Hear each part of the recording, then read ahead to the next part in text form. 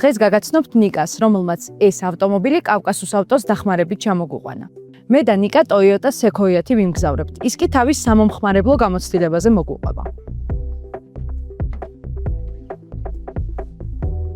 ნიკა, პირველ რიგში გითხარი ის ერთი მნიშვნელოვანი რამ, რაც ამ მოდელის ჩამოყვანისას შენთვის აღმოჩნდა გადამწყვეტი და ფიქრობ, რომ ბევრ ადამიანს გამოადგება.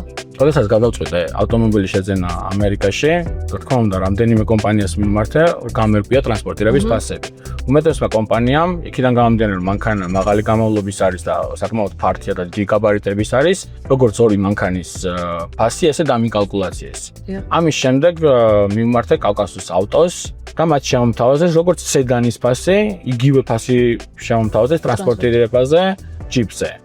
საკმაოდ დიდი კომპანია, დიდი ხნის განმავლობაში არის ბაზარზე და გამოცდილება და სანდოობა ჩემთვის ძალიან მნიშვნელოვანი იყო და აქედან გამომდინარე გადავწყვეტე მათგან ჩამომეყვანა მანქანა. შენი აზრით, რომელი პროფესიის ადამიანებისთვის არის მსგავსი მოდელი ყველაზე კომფორტული, პრაქტიკული და გამოსადეგი?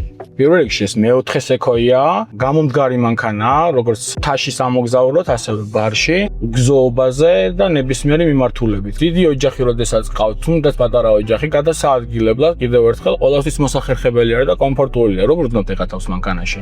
არაჩვეულებრივად. და ესეა, შორ გზებზე სამოგზაუროდ იდეალურია. კომფორტულია ნამდვილად. მითხარი სამი მიზეზი, რატომ გვირჩევ ამ ავტომობილის ყიდვას? პირველი, ის რომ Toyota და ძალიან გამძლე მანქანა არის, მეორე ის რომ გაბარიტებით კიდევ ერთხელ შესაძლებელია რომ ნებისმიერი ნივთი ჩადო მანქანაში და სადაც არ უნდა წახვიდე, გადაადგილდე საკმაოდ კომფორტულად.